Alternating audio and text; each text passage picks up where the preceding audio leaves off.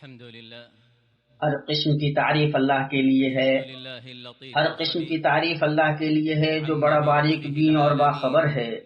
عام طور سے اس کا لطف تمام جہانوں کے لیے ہے اور خاص طور سے اس کے مومن بندوں کے لیے۔ میں اس کی حمد بیان کرتا ہوں اور اس کا شکر بجا لاتا ہوں، اس کی جناب میں توبہ کرتا ہوں اور اس سے مغفرت طلب کرتا ہوں، اور میں گواہی دیتا ہوں کہ اللہ کے سوا کوئی معبود برحق نہیں، وہ ایک ہے، اس کا کوئی شریک نہیں۔ اس کو تو کسی کی نگاہ محیط نہیں ہو سکتی اور وہ سب نگاہوں کو محیط ہو جاتا ہے، اور وہی بڑا باریک بھی باخبر ہے۔ اور میں گواہی دیتا ہوں کہ محمد اللہ کے بندہ اور اس کے رسول ہیں۔ آپ نے اپنے بلند و برتر رب کے بارے میں وہ باتیں بتائیں جو اس کے تئیں دلوں کو عبودیت، تعظیم، محبت، خوف اور امید سے بھر دیتی ہیں۔ اللہ کا درود و سلام نازل ہو آپ پر، آپ کی آل و اصحاب پر، اور جو تا قیامت درست طریقے سے ان کی پیروی کریں ان پر اور بہت زیادہ سلامتی ہو۔ اما بعد، مومنو، میں آپ کو اور خود کو اللہ کے تقوی کی وصیت کرتا ہوں۔ خوشحالی میں اس کے شکر اور بدحالی میں اس کی تقدیروں پر صبر کی وصیت کرتا ہوں، اس لیے کہ بلا شبہ اللہ تعالیٰ اپنے بندوں پر مہربان ہے۔ اللہ تبارک و تعالیٰ اپنے بندوں پر مہربان ہے۔ اللہ تبارک و تعالیٰ اپنے بندوں کو جس طرح چاہتا ہے روزی سے نوازتا ہے۔ اللہ تبارک و تعالیٰ بڑا طاقتور اور عزیز ہے۔ امت مسلمہ سب سے معزز اور عظیم ترین علم وہ ہے جو اللہ جل جلالہ اس کے اسماء و صفات اور افعال سے آگاہ کرے، اور یہی ایمان کی حقیقت اور رسولوں کی دعوت کا مقصد ہے۔ اس لیے کہ بندہ جب اپنے رب کو اس کے بلند صفات اور اچھے ناموں کے ساتھ جانے گا تو اس کی توحید میں مخلص ہوگا، اس سے محبت کرے گا اور اس کی فرما برداری کرے گا، اس کی معصیت اور نافرمانی سے دور ہوگا۔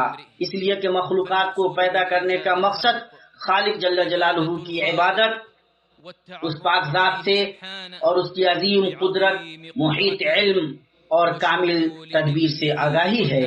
اللہ وہ ہے جس نے 7 آسمان بنائے اور اسی کے مثل زمینیں بھی، اس کا حکم ان کے درمیان اترتا ہے تاکہ تم جان لو کہ اللہ ہر چیز پر قادر ہے، اور اللہ تعالیٰ نے ہر چیز کو باعتبار علم گھیر رکھا ہے۔ قرآن کریم نے اللہ کے بہت سے اسماء، صفات اور افعال بیان کیے ہیں۔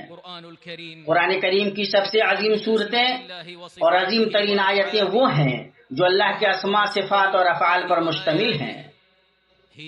سورہ فاتحہ قرآن کریم کی عظیم ترین سورت ہے۔ اس کے اندر حمد و ثنا، تمجید و تعظیم اور اللہ کے اچھے نام اور بلند صفات کا ذکر ہے، اور یہ کہ وہ عبادت کا واحد مستحق معبود ہے، ربوبیت کا واحد مستحق رب ہے، وہ بہت زیادہ مہربان، نہایت رحم کرنے والا ہے اور قیامت کے دن کا مالک ہے۔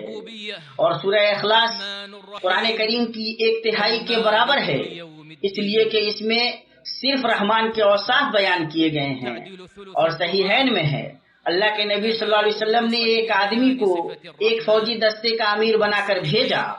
وہ اپنے رفقا کی نمازوں کی امامت کرتا تھا اور قل اللہ احد پر ختم کرتا تھا۔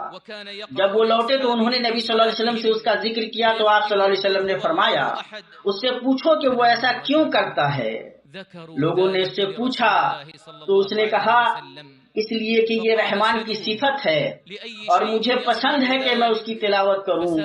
اس پر نبی صلی اللہ علیہ وسلم نے فرمایا، اسے بتاؤ کہ اللہ اس سے محبت کرتا ہے، اسے بتاؤ کہ اللہ اس سے محبت کرتا ہے۔ بندہ اللہ سے جتنا زیادہ آگاہ ہوگا اس سے اتنا ہی زیادہ خوف کھائے گا، اتنا ہی زیادہ عبادت کا طلبگار ہوگا، اتنا ہی زیادہ اس کی نافرمانی سے دور ہوگا، اور اتنا ہی زیادہ اللہ جل جلالہ و تقدست اسماؤہ سے قریب ہوگا، اور اس کا دل سدا اپنے رب سے ملنے، اس کی محبت اور دیدار کو بےتاب ہوگا۔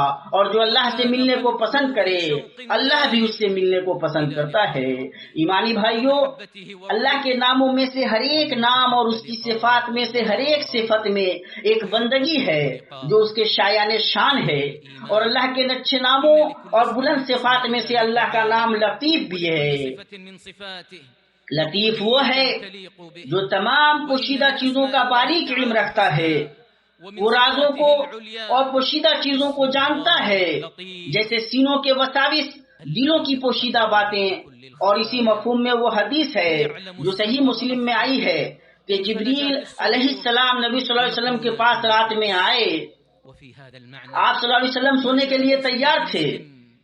جبریل علیہ السلام نے آپ صلی اللہ علیہ وسلم کو اللہ کا حکم بتلایا کہ آپ بقی والوں کے لیے مغفرت طلب کریں. آپ صلی اللہ علیہ وسلم عائشہ رضی اللہ عنہا کے بستر سے آہستگی سے کھڑے ہو گئے. جب آپ نکلے تو عائشہ رضی اللہ عنہا ورضہا بھی آپ کے پیچھے چھپتی چھپاتی نکل گئیں کہ دیکھیں آپ کیا کرتے ہیں. پھر جب آپ صلی اللہ علیہ وسلم لوٹے تو وہ بھی لوٹ گئیں. آپ صلی اللہ علیہ وسلم نے تیزی کی تو انہوں نے بھی تیزی کی. آپ صلی اللہ علیہ وسلم دوڑے تو وہ بھی دوڑیں، اور آپ صلی اللہ علیہ وسلم سے پہلے بستر پر پہنچ کر لیٹ گئیں جیسے سوئی ہوئی ہیں. آپ صلی اللہ علیہ وسلم داخل ہوئے اور فرمایا، اے عائشہ کیا ہوا تمہیں؟ تمہاری سانسیں تیز ہیں. عائشہ نے کہا، میں نے کہا کچھ نہیں. اے عائشہ کیا ہوا تمہیں؟ تمہاری سانسیں تیز ہیں. عائشہ نے کہا، میں نے کہا کچھ نہیں. آپ صلی اللہ علیہ وسلم نے فرمایا، یا تو تم مجھے بتا دو یا پھر مجھے باریک بین باخبر یعنی اللہ بتا دے گا. چنانچہ عائشہ نے آپ صلی اللہ علیہ وسلم کو بتا دیا اور کہا، چاہے لوگ جتنا چھپا لیں اللہ تو جان ہی جائے گا. عائشہ رضی اللہ عنہا کا گمان تھا کہ اللہ کے نبی صلی اللہ علیہ وسلم ان کی باریکی شب میں اپنی کسی دوسری بیوی کے پاس جا رہے ہیں. مومنوں، لطیف کے معانی میں سے یہ ہے کہ وہ اپنے بندوں تک اپنی نعمتیں پہنچاتا ہے اور ان سے اپنے عذاب کو اپنے لطف و احسان سے دور کرتا ہے اور انہیں ان کے کمال و سعادت تک لے جاتا ہے، ایسے پوشیدہ طریقے سے جنہیں کبھی وہ محسوس بھی نہیں کرتے اور نہ اسے جان پاتے ہیں الا یہ کہ ان کے سامنے نتائج نمودار ہو جائیں. اللہ تعالیٰ اپنے بندوں پر بڑا ہی لطف کرنے والا ہے، جسے چاہتا ہے کشادہ روزی دیتا ہے اور بڑی طاقت بڑے غلط والا ہے. ممکن ہے کہ تم کسی چیز کو پسند کرو اور وہ تمہارے لیے درست اچھی نہ ہو، اور تم کسی چیز کو ناپسند کرو اور وہی تمہارے لیے اچھی ہو. اللہ زیادہ جانتا ہے اور تم نہیں جانتے. تمام مخلوقات میں اللہ تعالیٰ سے سب سے زیادہ آگاہ اس کے انبیاء اور رسل ہیں. جو کوئی ان کے ساتھ رونما ہونے والے معاملات کو دیکھے گا جو بظاہر ابتلاء و آزمائش اور تنگی و بدحالی ہیں لیکن بباطن شفقت، محبت، نرمی اور رحمت ہیں، اسے یقین ہو جائے گا کہ سارا معاملہ باریک میں اللہ کے ہاتھ میں ہے.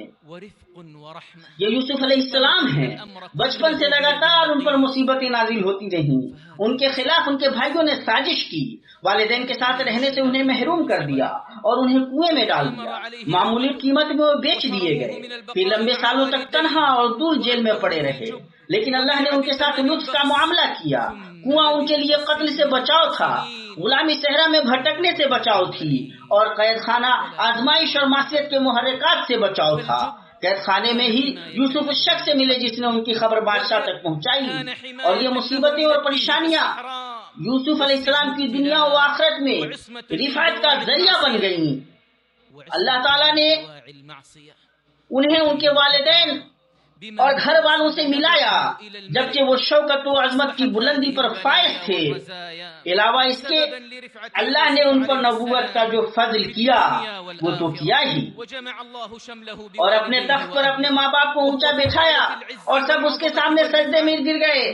تب کہا، ابا جی یہ میرے پہلے کے خواب کی تعبیر ہے، میرے رب نے اسے سچا کر دکھایا. اس نے میرے ساتھ بڑا احسان کیا جبکہ مجھے جیل خانے سے نکالا اور آپ لوگوں کو صحرا سے لے آیا. اس اختلاف کے بعد جو شیطان نے مجھ میں اور میرے بھائیوں میں ڈال دیا تھا، میرا رب جو چاہے اس کے لیے بہترین تدبیر کرنے والا ہے اور وہ بہت علم و حکمت والا ہے. مومنوں، بندوں کے ساتھ اللہ کے لطف کے مظاہر بہت ہیں، انہیں نہ شمار کیا جا سکتا ہے اور نہ ان کا احاطہ کیا جا سکتا ہے. بندوں کے ساتھ اللہ کے لطف و عنایت میں سے یہ ہے کہ اس نے ان کی روزیاں مقدر کی ہیں جن کے بارے میں وہ سوچ سکتے ہیں اور نہیں سوچ سکتے ہیں، اور جن کے بارے میں وہ گمان کر سکتے ہیں اور نہیں کر سکتے ہیں، اور یہ تمام ان کے فائدے کے لیے ان پر لطف و مہربانی اور فضل و احسان کرتے ہوئے اپنے علم کے حساب سے، ان کی خواہش کے مطابق نہیں. اگر اللہ تعالیٰ اپنے سب بندوں کی روزی فراخ کر دیتا تو وہ زمین میں فساد برپا کر دیتے، لیکن وہ اندازے کے ساتھ جو کچھ چاہتا ہے نازل فرماتا ہے، وہ اپنے بندوں سے پورا خبردار ہے اور خوب دیکھنے والا ہے۔ مسند الامام احمد بن حنبل میں ہے کہ اللہ کے نبی صلی اللہ علیہ وسلم فرمایا، اللہ تعالیٰ اپنے مومن بندوں کو دنیا سے بچاتا ہے جبکہ وہ اس سے محبت کر رہا ہوتا ہے، جیسے تم لوگ اپنے مریضوں کو کھانے پینے سے بچاتے ہو کہ تم مریض کے لیے کھانے پینے کو نقصان دہ سمجھتے ہو۔ اپنے مومن بندوں کے ساتھ اللہ کے لطف میں سے یہ ہے کہ انہیں جہل، کفر اور معصیت کے اندھیروں سے نکال کر علم، ایمان اور اطاعت کی روشنی میں لاتا ہے، انہیں بعض فرما برداریوں کی چاشنی سے نوازتا ہے تاکہ وہ اس سے بھی عظیم اور بلند طاعتوں کی طرف راغب ہوں۔ اسی طرح اپنے لطف احسان سے اللہ پاک نفس کو خواہشات سے روکنے کی انہیں توفیق دیتا ہے تاکہ ان کا ٹھکانہ جنت ہو۔ ہاں، جو شخص اپنے رب کے سامنے کھڑے ہونے سے ڈرتا رہا ہوگا اور اپنے نفس کو خواہش سے روکا ہوگا تو اس کے ٹھکانہ جنت ہی ہے۔ اپنے بندے کے ساتھ اللہ کے لطف میں سے یہ ہے کہ وہ اسے بعض مصائب سے آزماتا ہے اور ان پر اسے صبر کی توفیق سے نوازتا ہے، جو وہ ان بلند درجات سے شاد کام ہوتا ہے جنہیں وہ اپنے عمل سے نہیں پا سکتا۔ اگر وہ ایمان میں مضبوط ہوتا ہے تو اس کی آزمائش سخت ہوتی ہے تاکہ اس سے اس کا ایمان اور بھی بڑھے اور اس کا اجر زیادہ ہو۔ جہاں تک کمزور مومن کی بات ہے تو اس کے ساتھ لطف و رحمت یہ ہوتی ہے کہ اس کی آزمائش ہلکی ہوتی ہے تاکہ اس کا ایمان کمزور نہ پڑے اور اس کا یقین کم نہ ہو۔ اللہ پاک کی ذات لطیف ہے، بندے کی خوشحالی میں بھی اور بدحالی میں بھی، اس کی عافیت میں بھی اور آزمائش میں بھی۔ صحیح میں ہے کہ اللہ کے نبی صلی اللہ علیہ وسلم نے فرمایا، مسلمان کو جو بھی تکلیف، مرض، فکر، ملال، اذیت اور غم لاحق ہوتا ہے، یہاں تک کہ جو کانٹا بھی چبھتا ہے، اللہ اس کے ذریعے اس کے گناہوں میں سے مٹا دیتا ہے۔ اللہ تبارک تعالیٰ کا فرمان ہے، لیکن بہت ممکن ہے تم کسی چیز کو برا جانو اور اللہ تعالیٰ اس میں بہت ہی بھلائی کر دے۔ ابن مبارک کی کتاب الزہد میں ہے کہ عمر بن خطاب رضی اللہ عنہ نے کہا، مجھے کوئی پرواہ نہیں، میں چاہے جس حال میں رہوں، کیا پسند کروں اور کیا ناپسند کروں، کیونکہ میں نہیں جانتا کہ بھلائی جسے میں پسند کرتا ہوں اس میں ہے یا جسے میں ناپسند کرتا ہوں اس میں ہے۔ بندے کے ساتھ اللہ تعالیٰ کے لطف میں سے یہ ہے کہ بندہ جن معصیتوں کا ارتکاب کرتا ہے وہ انہیں اس کی رحمت و بخشش کا ذریعہ بنا دیتا ہے۔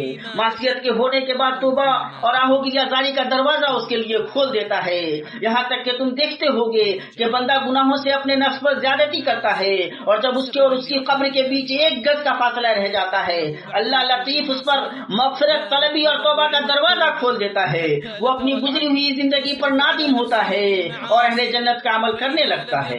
صحیحین میں ہے، آدمی جہنمیوں کا عمل کرتا رہتا ہے یہاں تک کہ اس کے اور جہنم کے بیچ صرف 1 گز کا فاصلہ رہ جاتا ہے، پھر اس پر تقدیر غالب آ جاتی ہے اور جنتیوں کا عمل کرنے لگتا ہے اور جنت میں داخل ہو جاتا ہے اور جنتیوں کا عمل کرنے لگتا ہے اور جنت میں داخل ہو جاتا ہے۔ ابن قیم رحم اللہ فرماتے ہیں، بلا شبہ اللہ پاک کی ذات ہی قیوم اور مخلوقات میں سے ہر ایک کو سنبھالنے والی ہے، چاہے وہ فرما بردار ہو یا نافرمان۔ پھر اس کی قیومیت اس کے لیے کیسی ہوگی جسے وہ محبت کرتا ہے، اسے اپناتا ہے اور اسے دوسرے پر ترجیح دیتا ہے اور لوگوں کو چھوڑ کر اسے اپنا حبیب، رب، کارساز، ناصر، مددگار اور ہادی مان لیتا ہے۔ اگر وہ اپنے لطف و کرم اور ان بھلائیوں کا پردہ اس کے سامنے کھول دے جنہیں وہ جانتا ہے اور جنہیں وہ نہیں جانتا تو اس کا دل اس کی محبت اور شوق میں پگھل جائے گا اور اس کی شکر گزاری میں سجدہ ریز ہو جائے گا۔ پاک ہے ذات اللہ کی جو اپنے بندوں کے ساتھ لطف کرنے والا، ان کی پوری خبر رکھنے والا، ان کے ساتھ بردباری برتنے والا اور ان پر کرم کرنے والا ہے۔ اللہ تبارک و تعالیٰ کا فرمان ہے، تم اپنی باتوں کو چھپاؤ یا ظاہر کرو، وہ تو سینوں کی پوشیدگیوں کو بھی بخوبی جانتا ہے۔ کیا وہی نہ جانے جس نے پیدا کیا، کیا وہی نہ جانے جس نے پیدا کیا، پھر وہ باریک بھی اور باخبر بھی ہو۔ اللہ مجھے اور آپ کو قرآن و سنت میں برکت سے نوازے، مجھے اور آپ کو ان میں موجود آیات اور حکمت سے فائدہ پہنچائے۔ میں اپنی یہ بات کہتا ہوں اور اپنے لیے اور آپ سب کے لیے ہر گناہ اور خطا سے مغفرت طلب کرتا ہوں، آپ بھی اس سے مغفرت طلب کیجیے، بلا شبہ وہ بہت بخشنے والا ہے۔ بارك الله لي ولكم في القرآن والسنة ونفعني وإياكم بما فيهما من الآيات والحكمة. ہر قسم کی تعریف اللہ کے لیے ہے، ہم پر اس کی نعمتیں بھرپور ہیں، اور میں گواہی دیتا ہوں کہ اللہ کے سوا کوئی معبود برحق نہیں، وہ ایک ہے، اس کا کوئی شریک نہیں، اس پر کوئی چھپی رہنے والی چیز چھپی نہیں رہتی، اور میں گواہی دیتا ہوں ہمارے نبی محمد اللہ کے بندہ اور اس کے رسول ہیں۔ آپ صلی اللہ علیہ وسلم نے اپنے رب کی خشیت اپنائی اور اس کا تقوی اختیار کیا تو اللہ نے آپ کو پاک و صاف کر دیا، اور درود و سلام اور برکتیں نازل ہوں آپ پر، آپ کے آل و اصحاب پر، ان کی دوستی اختیار کرنے والوں پر، تابعین پر، اور جو درست طریقے سے تا قیامت ان کی پیروی کریں ان پر۔ اما بعد، مومنو، اللہ کے نام لطیف پر ایمان کے اثرات میں سے دل کی درستی پر نفس مجاہدہ کرنا ہے کہ دل پر اللہ کی نگاہ رہتی ہے۔ دلوں کی درستی سے ہی اجسام و اعمال درست ہوتے ہیں۔ چنانچہ بندہ جب جانتا ہے کہ اس کا رب پوشیدہ اور راز کی باتوں سے واقف ہے، وہ ہر چھوٹی بڑی چیز کا احاطہ کیے ہوئے ہے، تو وہ اپنے اقوال و اعمال اور حرکات و سکنات کا محاسبہ کرتا ہے۔ لقمان علیہ السلام نے اپنے بیٹے کو نصیحت کرتے ہوئے فرمایا، پیارے بیٹے، اگر کوئی چیز رائی کے دانے کے برابر ہو، پھر بھی خواہ کسی چٹان میں ہو یا آسمانوں میں یا زمین میں ہو، اسے اللہ تعالیٰ ضرور لائے گا۔ اللہ تعالیٰ بڑا باریک بین اور خبردار ہے۔ جسے اللہ کے نام لطیف پر ایمان ہو، اسے معلوم ہوگا کہ ہر مصیبت جس میں وہ مبتلا ہو رہا ہے اصلاً وہ زینہ ہے جس کے ذریعے وہ بلند درجات تک پہنچ رہا ہے۔ مصیبتوں میں کتنی بخششیں ہیں اور کتنی آزمائشیں ہیں جن کے بیچ نوازشیں ہیں۔ اگر یہ مصیبتیں اور آزمائشیں نہ ہوں تو بعض گناہگار اپنے گناہوں سے توبہ نہ کریں، اور اللہ لطیف جل جلالہ اپنے مومن بندے کو آزماتا ہے کہ اس کی تہذیب کرے، نہ کہ اسے عذاب سے دوچار کرے۔ سنن ترمذی میں ہے، آپ صلی اللہ علیہ وسلم نے فرمایا، مومن کی جان، اولاد اور مال میں آزمائش ہوتی رہتی ہے یہاں تک کہ وہ اللہ سے ملتا ہے اور اس پر کوئی گناہ باقی نہیں رہتا۔ مسلمانوں، اللہ کے نام لطیف پر ایمان کے تقاضوں میں سے ہے کہ آدمی صفت لطف سے متصف ہو۔ اللہ تعالی لطیف ہے اور اپنے بندوں میں سے لطیف بندوں کو پسند کرتا ہے، اور وہ بدخو، سخت گو اور سخت دل بندے کو ناپسند کرتا ہے، اور صحیحین میں ہے، آپ صلی اللہ علیہ وسلم فرمایا، کیا میں تمہیں جہنمیوں کے بارے میں نہ بتاؤں؟ انہوں نے کہا کیوں نہیں؟ آپ صلی اللہ علیہ وسلم نے فرمایا، ہر بدگو، بدخلق، بخیل اور متکبر۔ اور نبی صلی اللہ علیہ وسلم لوگوں میں سب سے زیادہ لطیف ہیں۔ اللہ تعالیٰ نے اپنے اس قول سے آپ کا تزکیہ کیا، فرمایا اللہ تعالیٰ کی رحمت کے باعث آپ ان پر نرم دل ہیں، اور اگر آپ بد زبان اور سخت دل ہوتے تو یہ سب آپ کے پاس سے چھٹ جاتے۔ لطف کا تعلق رحمت سے ہے، اسی لیے لوگ آپ صلی اللہ علیہ وسلم کے پاس اکٹھے ہو گئے۔ اگر آپ بد زبان ہوتے تو لوگ آپ کے پاس سے چھٹ جاتے، اور جو بندوں سے اس صفت کے ساتھ پیش آئے جسے اللہ اور اس کے رسول پسند کرتے ہیں تو اللہ تعالیٰ اس کے ساتھ دنیا و آخرت میں اسی صفت کے ساتھ پیش آئے گا کہ جزا عمل کے جن سے ہی ہوتی ہے۔ اے اللہ ہم پر رحم فرما، اے اللہ ہمارے ساتھ لطف کا معاملہ فرما۔ اے اللہ ہم تجھ سے ایسے ایمان کا سوال کرتے ہیں جو ہمارے دلوں میں سما جائے، اور تجھ سے سچا یقین مانگتے ہیں یہاں تک کہ ہم جان لے کہ ہمیں وہی مصیبت پہنچتی ہے جو تو نے ہمارے لیے لکھ رکھی ہے۔ اے اللہ ہم تجھ سے اس بھلائی کا سوال کرتے ہیں۔ اے اللہ تو درود و سلام نازل فرما محمد، ان کی بیویوں اور ذریت پر، جیسا کہ تو نے درود نازل فرمایا علی ابراہیم پر، اور برکتیں نازل فرما ان پر جیسا تو نے برکتیں نازل فرمائی علی ابراہیم پر۔ اے اللہ تو راضی ہو جا خلفائے راشدین ابو بکر، عمر، عثمان اور علی سے، اور بقیہ صحابہ اور تابعین سے، اور جو جس طریقے سے تا قیامت ان کی پیروی کرے ان سے، اور تو اپنے عفو و کرم اور جود و سخا سے ہم سے بھی راضی ہو جائے ارحم الراحمین۔ اے اللہ اسلام اور مسلمانوں کو غلبہ عطا کر۔